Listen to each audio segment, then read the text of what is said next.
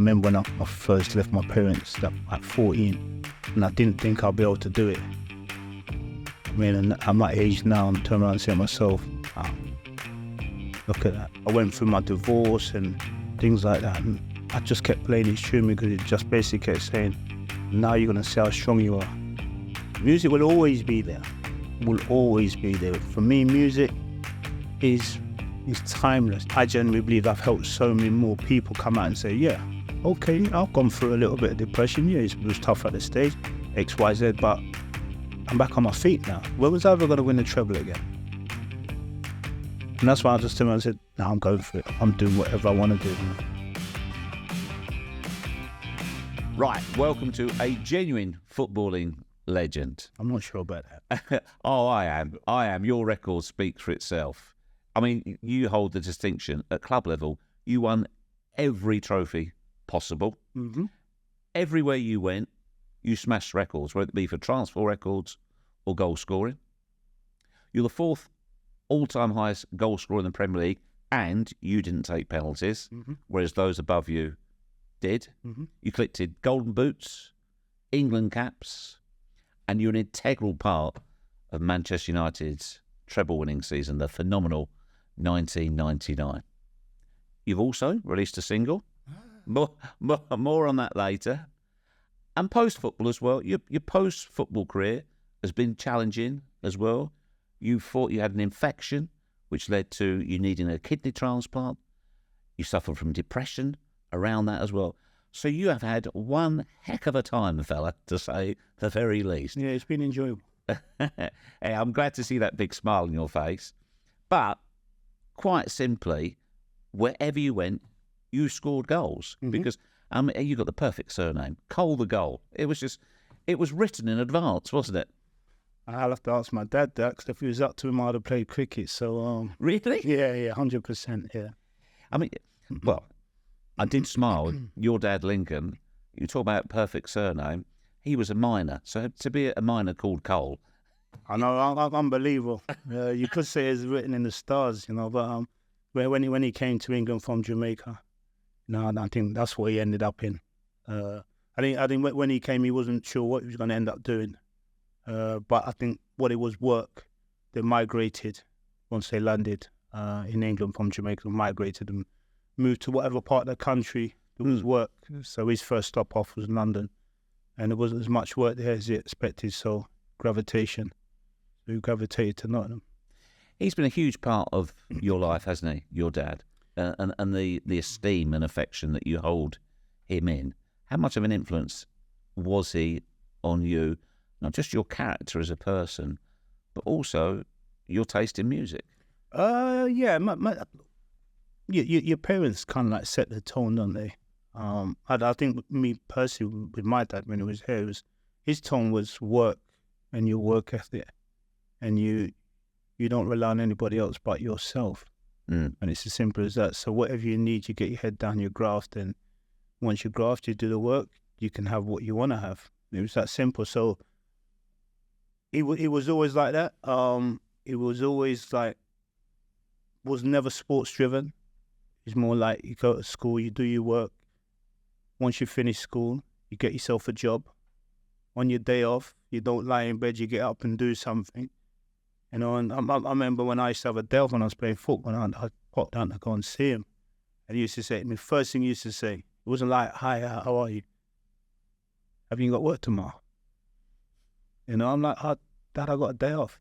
Yeah, but you still got to go to work. So I said, no, we have a day off every now and then. So it was one of those ones. So like I said, it is worth it. Work ethic was always about working hard, and whatever you do, you'll get there in the end. What sort of music did you grow up to in your household? What was being played? It's all reggae music. Naturally, Bob Marley and things like that. All old school music, what always had a meaning to it. And I think when you grow up in a Caribbean household, the music they listen to has always got a meaning. And you don't realise it when you're young. It's just like, here we go again, it's Sunday, and the radio is always on Sunday. But then as I've grown older, I start to understand that the music they used to listen to always had a meaning. Well, he was part of the Windrush generation, That's right. wasn't he? So, looking back now, what sort of tracks or what made you realise that's why it had purpose, the music? Because the majority of the music then was timeless. So what we find ourselves in now, i.e. the world and the predicament we find ourselves in, that's the music you used to listen to back then. But back then, you would never believe you'd be seeing those things that people talking about or singing about back then. So if you listen to a Bob Marley album, it's timeless. But if you listen to what he says back then, it's all relevant now. You turn around and say to yourself, how's that feasibly possible? Was he a prophet? Because you can't make that music and then I get to the age I'm at now, you turn around and say to yourself, everything he's basically sung about is right. It's still speaking to you, isn't it? Most definitely. But then we do ask ourselves the question, how? How did he actually know that was going to go on? Or He was a visionary. I watched an interview with him the other day, and the interviewer said, you're really successful, you're a global superstar. You must be so wealthy. And Bob Marley looked at him like he had two heads, this guy. He said, what do you mean wealthy? He said, well, you must have and Bob Marley said, I don't consider possessions or money. That's not wealth. Me living my life, doing the things I want to do and being in this moment, that's wealth. It was just it was an alien concept to him that wealth was something you should aspire to. And as you say, he was, legend, absolute legend of, as you say, a man ahead of his time. Oh, most definitely. And that's how I think most Caribbean households, would always look at things like that and say, right, whatever it will be, but ultimately, you can only take one day at a time. My mum and dad always used to say to me, time's the master. It's like, what are you on about? As you get older, you can't rush time. And whatever time will be, it will be. It's that simple. No matter what we try and do, it makes no difference. Time is set there, and you will go by what time does. So throughout your life, what part has music played? What does music mean to you?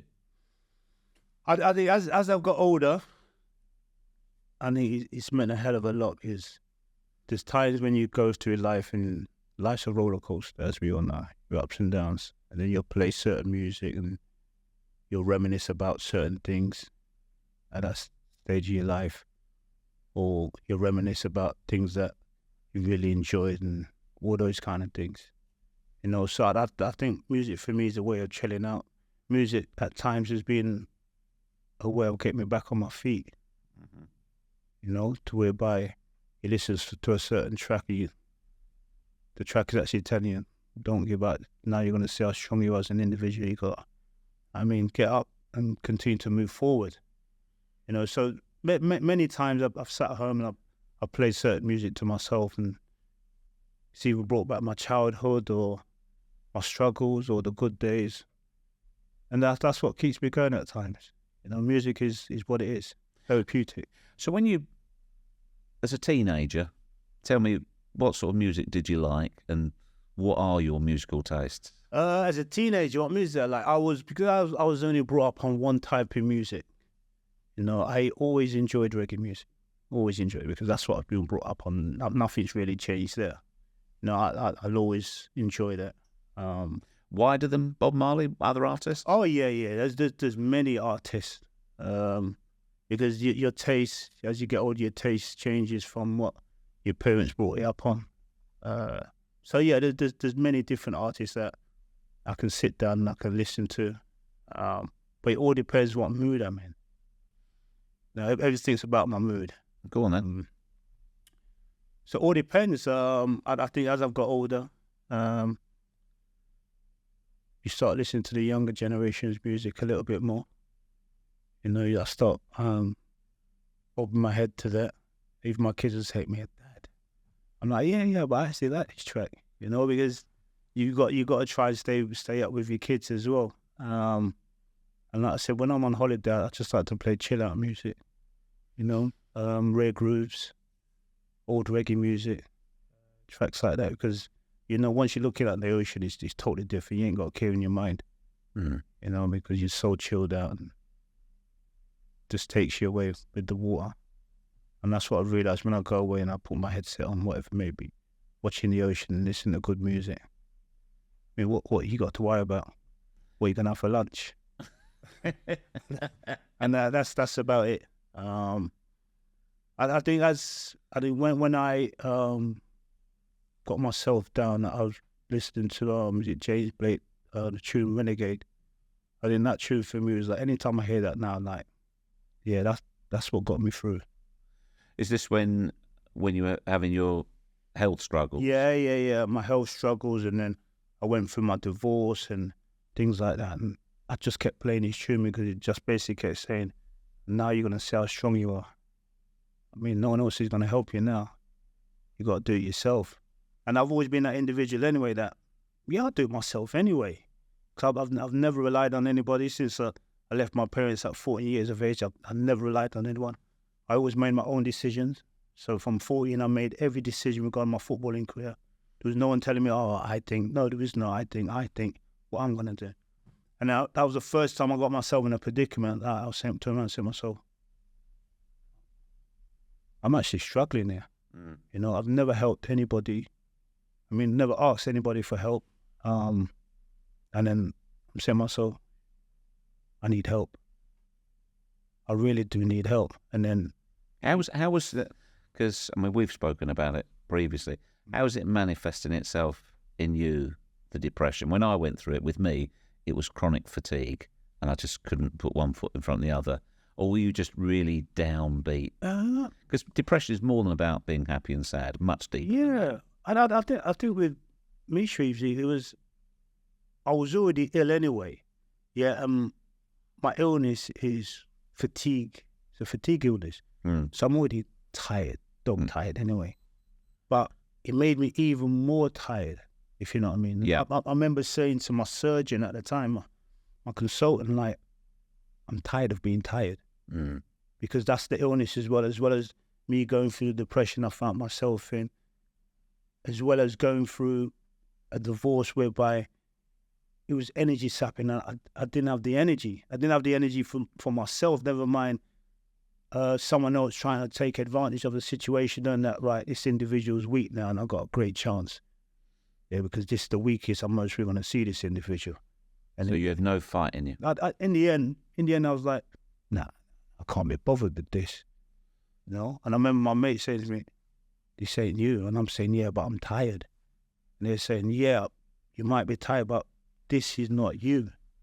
When you say I can't be bothered with this, I mean, did you have really dark thoughts? Yeah, 100%. I've mentioned this. Wanted to end it?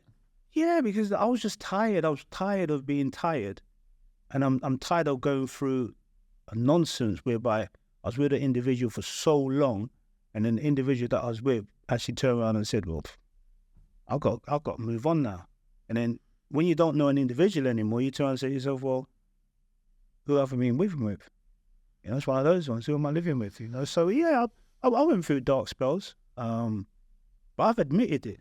And I think for me, once I admitted it, I was like, I've come out, and so many people come out to me and say, Coley, we never expected someone like you to come out and talk about it, because they've got this perception of me. I get my head down, I do hard work and whatever maybe.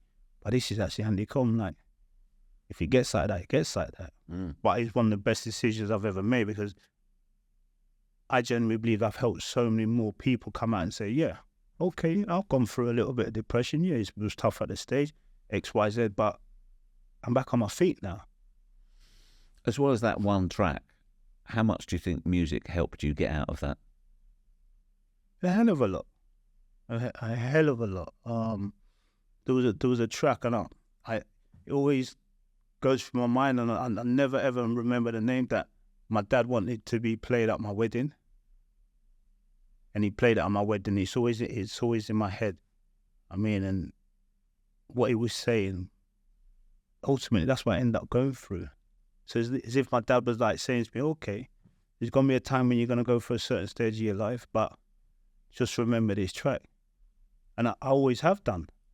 It was just unbelievable. But music has been so much Like I've got a few of my mates who are DJs, and I told them like, I mean, just make something for me, like be soulful garage and things like that, because that brought me back to when I was playing, and I used to nick a night out. I was at Man United, and we was in on a Sunday or whatever it may be, and I would come to London, have a night out with my mates, finish at like 5 o'clock in the morning, go back to Manchester, train first thing in the morning, and then sleep all day Sunday, and just that music was always remind me of when we were younger, going out for a night out and just enjoying soulful garage. And do you think it was escapism for you in music? Because when you are as high a profile you are as a player, and the scrutiny on you, plus you've always been quite a deep thinking person as well. And with you, that's not unfair to say, you don't give your trust lightly. You assess somebody, first of all.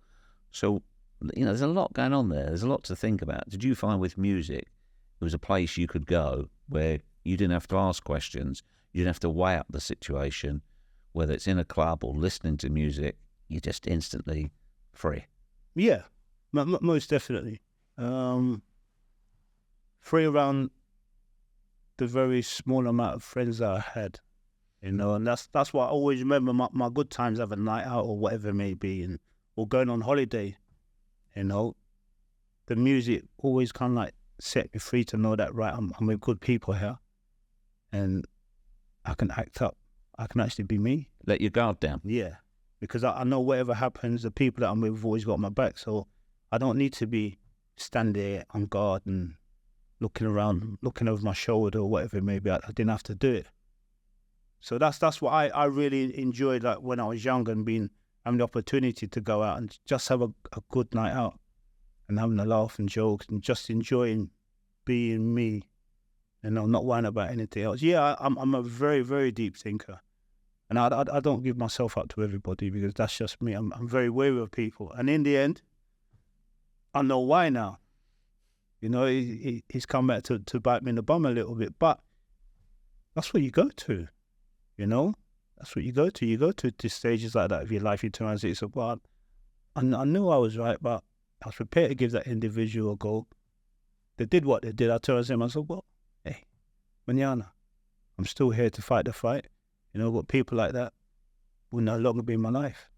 Do certain tracks remind you of certain times in your career? If you hear certain pieces of music? Yeah. Such as? I was doing something the other day for Man United, and I was playing the Queen track, We Are the Champions. And where did your mind go straight to? Old Trafford, last day of the season. Always the track when we won. Champions League. Just things like that straight away, instantly go bang, right. Nothing can ever replicate going through that again. Regardless what I try and do in my life now, always takes me back to being involved in an environment whereby everyone was in it for the right reason. Everyone wanted to win. Everyone wanted to enjoy each other's company after winning.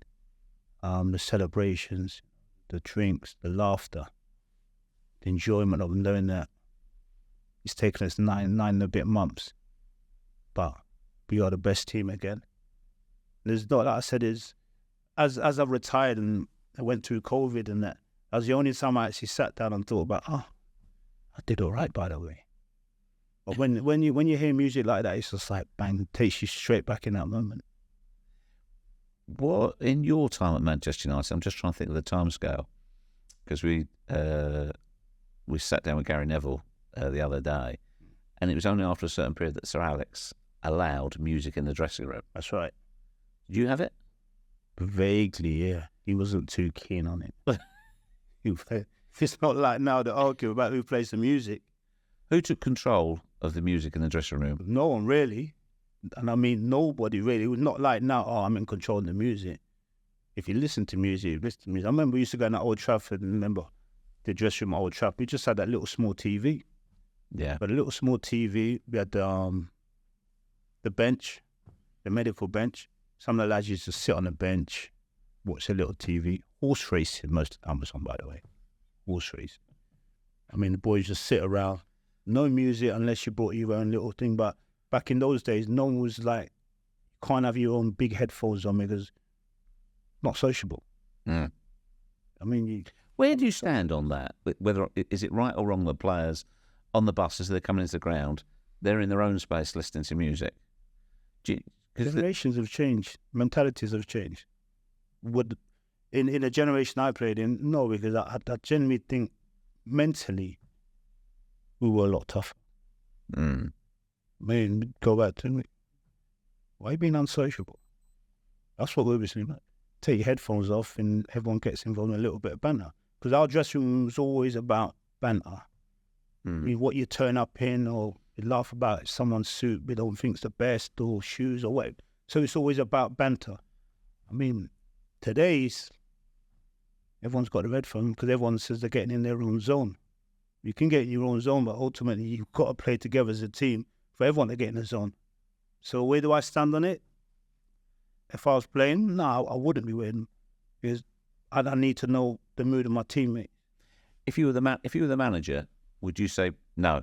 That's not the time. No. When we're on the coach, I want you all together, unity. No, because it's a generation thing. Mm. If you look at Sir Alex Indian, just move with the generation. Yeah, he evolved. That was one of his great. And that's what you have to do, because if you try to say, right, no headphones, no, you alienate yourself as a manager. And players start saying, oh, he's hard working, what I want to get in my son. I mean, then all of a sudden you got players knocking on your door. Oh, boss, is there any chance we can wear headphones on match day or whatever it may be? And then you got to make a decision. So you might as well roll with that and turn around and say, okay, if you're getting in the zone, yeah, not a problem. If it works, it works. Yeah. Results, isn't it? Everything's results. There you go. Now, am I right in saying your son Devante, who is a professional footballer himself, still at Barnsley? He is, yes. Is he named after a musician? Yes, he is, yes. Devante Swing? Yes. Jodeci. Yeah, he was. That was one of my favourite bands growing up. R&B and yeah. He was the guy back then as well. Well, he was a rapper, writer, producer, singer, you name it. And yeah, Jodeci were the band back then as well in my gen. So yeah, named him after him. So yeah, musical background. Does he listen to him? My son, no, definitely not. My son listens to it, what the young guys play now. You know, because music evolves. You know, what they have now, what they listen to now, they would turn and say, "Oh, your music's so old." I'll tell her, I say, "Yeah, I mean, most probably it is to you, but my generation, that was the music. You know, like a lot. My son wouldn't most probably listen to the R&B I listened to when I was younger.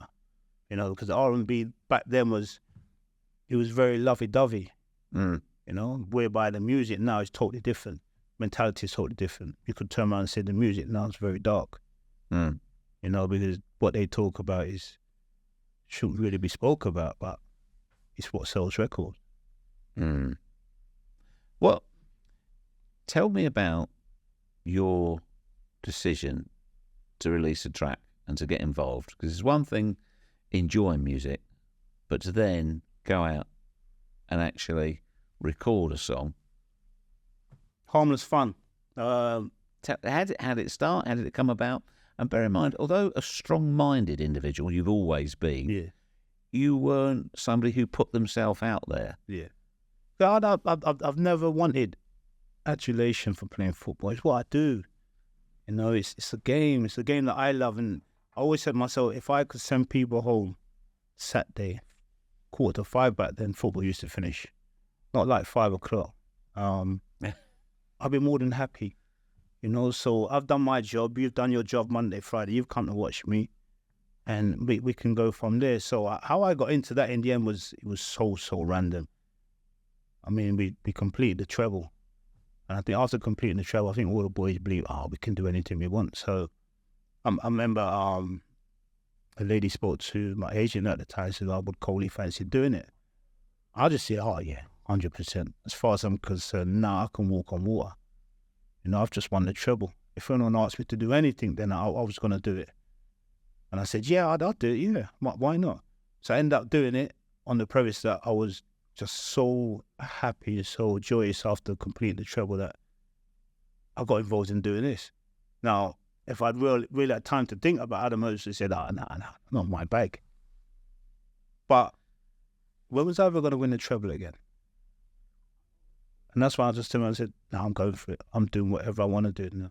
So it was the euphoria of that carried you through. Most definitely. So take me through this step by step.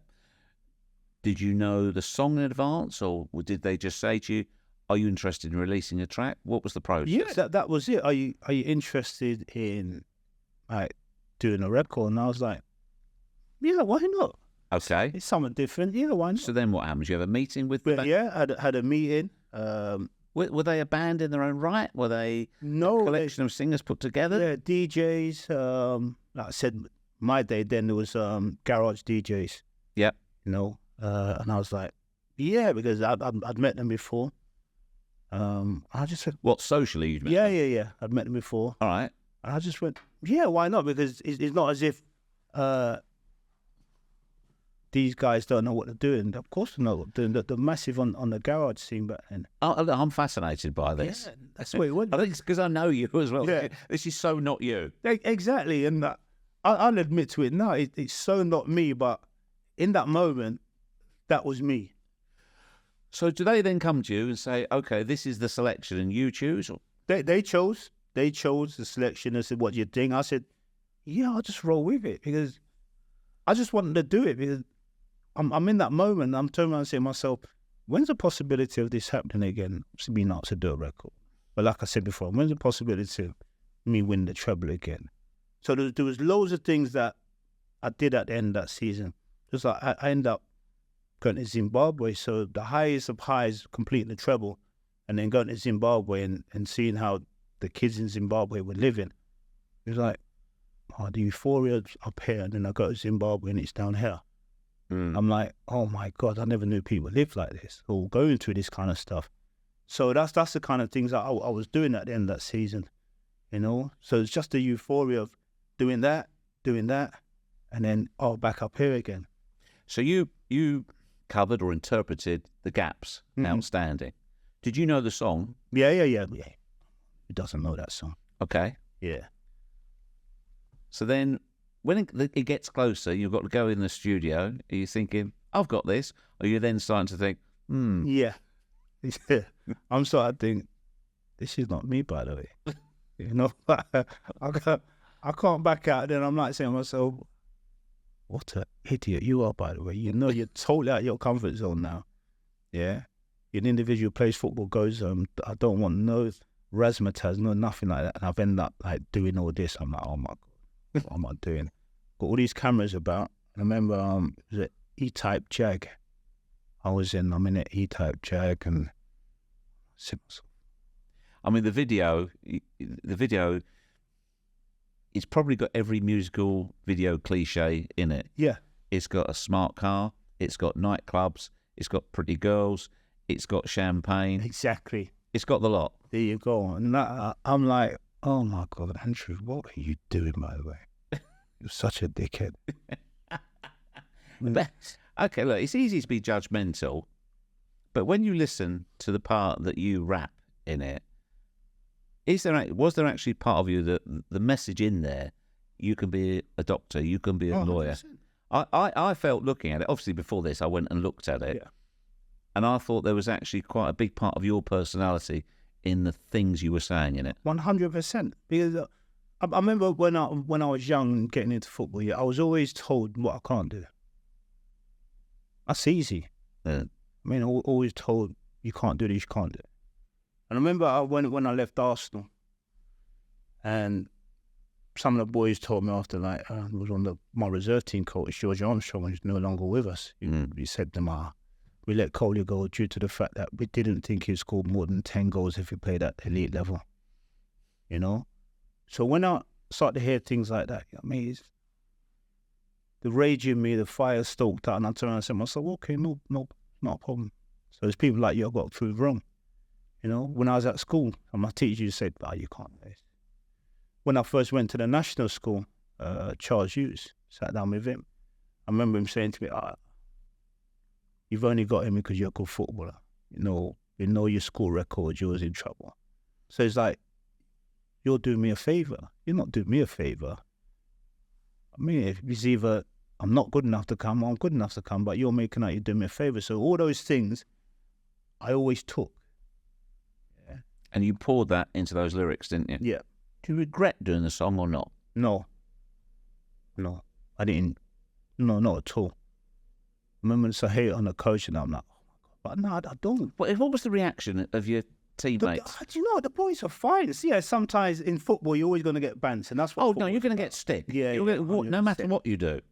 And I've got a little bit of that, but I think a lot of the boys are saying, I can't believe Coley's done it, because that is not Coley, you know. But like I said to the boys, come on, man, we want just won the treble.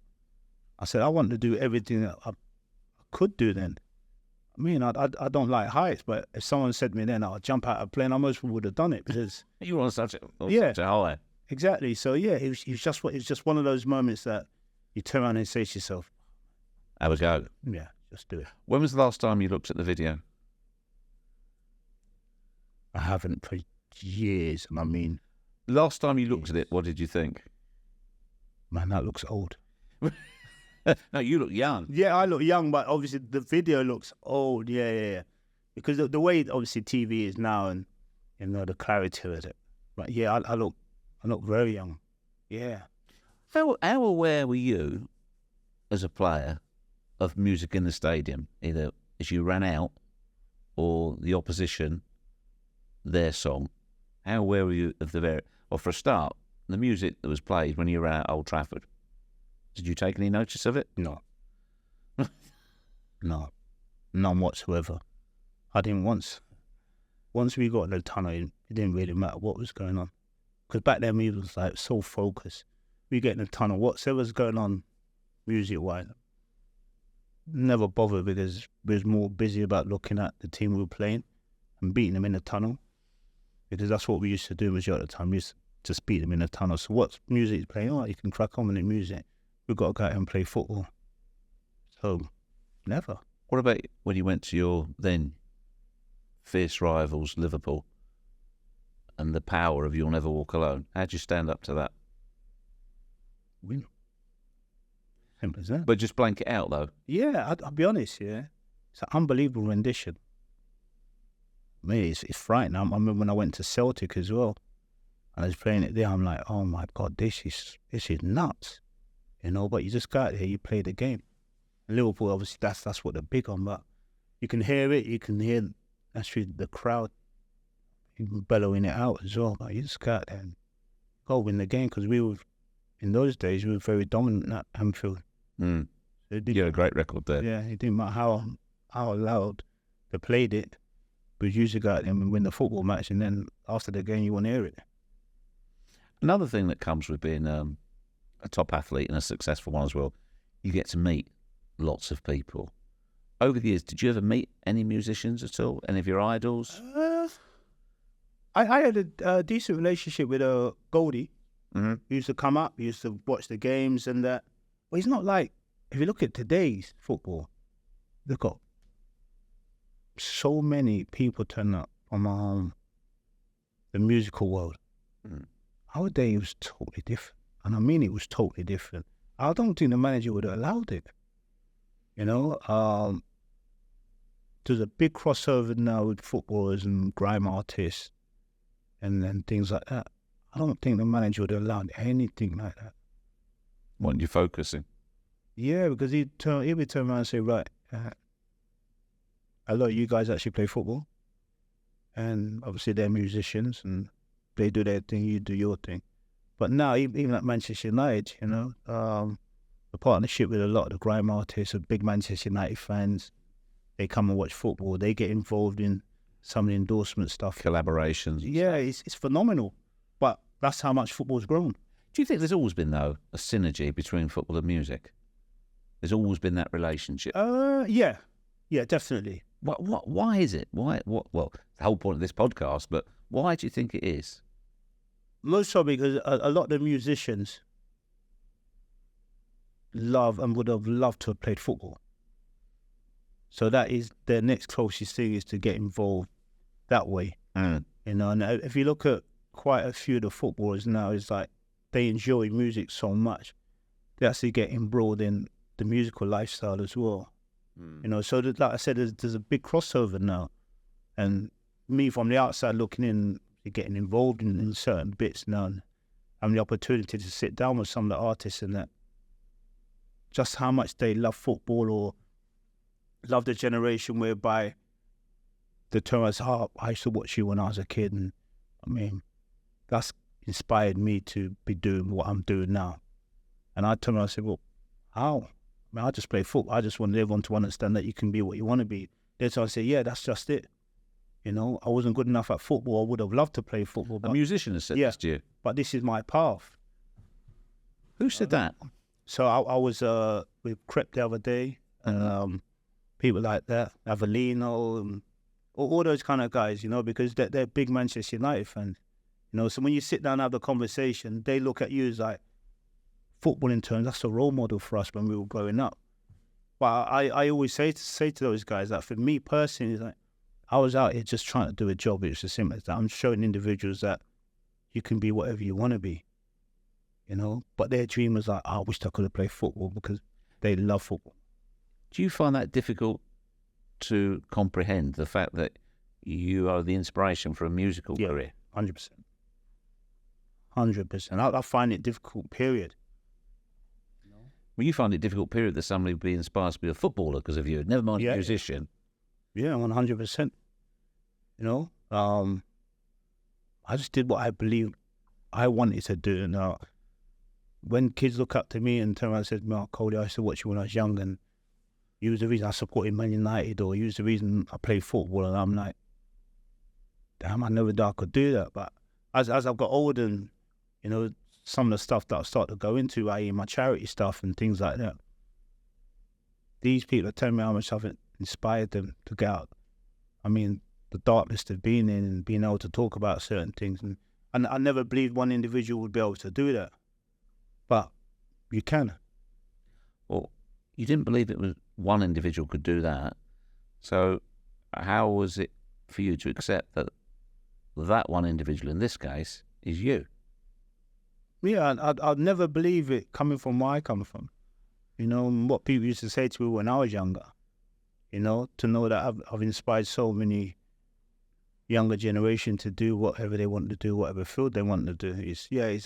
I think for me, that's a special feeling to know that someone looks at you as if to say, right, I've watched Andy Cole do it, so what's stopping me from doing it? Whatever it may be. You know, if someone like him can do it, I can do it. And that's what I've always said to people. You can do what you want to do. You got to feel touched when a musician says to you, we've made this music because of you. Yeah, most definitely. You know, because in some ways, you've changed in individuals' lives. You know, because they're aspiring to be like you, but ultimately they've ended up doing it in their own field. So yeah, I think for me personally, yeah, it's a great feeling. You know, just like my idol was Cyril Regis, and when I first met him, I could just about talk to him. You know, legend. Well, there you go.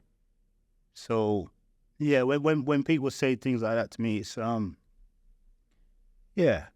it makes me feel very, very proud that I've been able to touch these people in whatever field it is. They've actually believed that because of someone like me, they've been able to do whatever they wanted to do. It's been a long journey for you, hasn't it? It's been an eventful journey. You've known the highest of highs and the lowest of lows. But music has always been a constant throughout that period, hasn't it? Music will always be there.